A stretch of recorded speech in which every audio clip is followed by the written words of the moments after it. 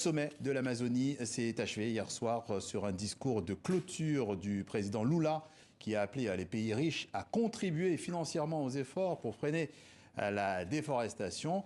Pour en parler, nous sommes en visioconférence avec René Pocard-Chapuis, géographe au CIRAD au Brésil, le Centre de coopération internationale en recherche agronomique pour le développement. Bonjour. Bonjour. D'abord, à l'issue de cette grande conférence, que retenez-vous ? Bon, il y a pas mal de choses à retenir. La première, c'est de rappeler que l'Amazonie, il n'existe pas une seule, mais plusieurs Amazonies. La région est immense et très contrastée. Donc, cette décision des chefs d'État de s'engager dans une gestion unifiée, transversale, c'est vraiment porteur. C'est dans ce sens-là que les choses peuvent progresser. Donc c'est une bonne chose, mais c'est surtout cette décision d'impliquer les mairies qui est vraiment significative. Et c'est nouveau jusqu'à présent, les mairies, les communes, c'était un peu les parents pauvres des politiques amazoniennes, alors que c'est là qu'on peut engager les populations, évidemment, et mettre en place des solutions. Donc là, il y a un vrai virage qui est à l'échelon local. C'est ça qui, je pense, doit être salué. On parle beaucoup de déforestation de l'Amazonie, mais comment concrètement, et j'ai envie de dire comment techniquement, parvient-on à mettre en place une politique efficace de reforestation ? Alors, paradoxalement, dans les zones qui sont atteintes par la déforestation, pour restaurer des forêts, on doit s'intéresser aux pratiques agricoles, en fait, aux zones déjà déforestées, puisque c'est là, finalement, que se trouvent les moteurs de ces dégradations. Et du coup, ça veut dire mettre en place des pratiques durables qui vont améliorer les productivités. Et comme ça, on va pouvoir générer ce qu'on appelle une déprise agricole. Les agriculteurs vont se concentrer sur les meilleurs sols, les meilleures parcelles, et abandonner du coup les pentes, les ravines, les zones humides, qui sont nombreuses en Amazonie. Et comme ça, on se reforme spontanément. La forêt revient dans ces zones et forme ce qu'on appelle une trame forestière, qui est efficiente en ce sens qu'elle permet à cet ensemble forestier d'être plus résilient, en fin de compte, face aux changements climatiques, aux moteurs de dégradation, etc. Donc c'est bien en s'intéressant à ces pratiques agricoles qu'on régénère des forêts.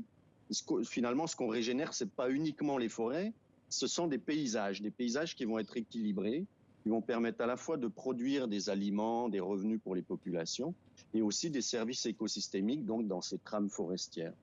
C'est un peu comme ça qu'on le met en place. C'est ce que vous appelez un peu, ce qu'on appelle l'agriculture durable. On fixe des points forts pour pouvoir relancer cette reforestation, c'est ça ?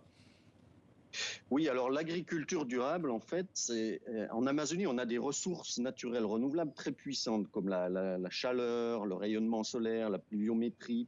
Et suivant les pratiques agricoles, ces ressources peuvent aussi bien provoquer des dégradations, donc ça va être le lessivage, ça va être l'érosion, ou bien accélérer une production de biomasse qui, elle, va permettre d'initier un cycle, un système de recyclage, donc de fertilité du sol, de couverture pour empêcher les mauvaises herbes, etc. Et donc c'est là qu'il y a la clé de la durabilité, c'est d'associer différentes plantes de service qui vont permettre la pollinisation, qui vont enrichir le sol, associées aux plantes commerciales, qui donc du coup vont avoir un développement plus important, et ceci sans artificialiser l'environnement, donc sans apport d'intrants chimiques, etc. Donc là, une fois de plus, c'est cet ensemble qui est durable. C'est pas seulement la parcelle agricole, c'est la parcelle bien gérée dans un paysage forestier, avec donc les populations qui sont au milieu et qui y trouvent leur intérêt. On va y revenir. Vous avez parlé effectivement du niveau local. Est-ce qu'il y a ces villages laboratoires qui permettent de montrer une marche à suivre, et comment justement le savoir des populations locales est intégré dans ce processus ? C'est ça, je pense que c'est un point qui est également important à souligner, c'est qu'il existe des communes, des villages en Amazonie qui montrent la voie.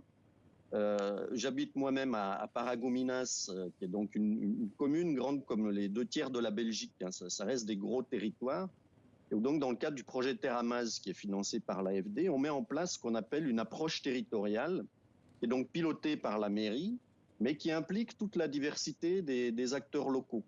Et donc, on développe avec eux ces pratiques durables dont on a parlé, aussi bien avec les planteurs de soja, les populations indigènes, les éleveurs, les petits agriculteurs.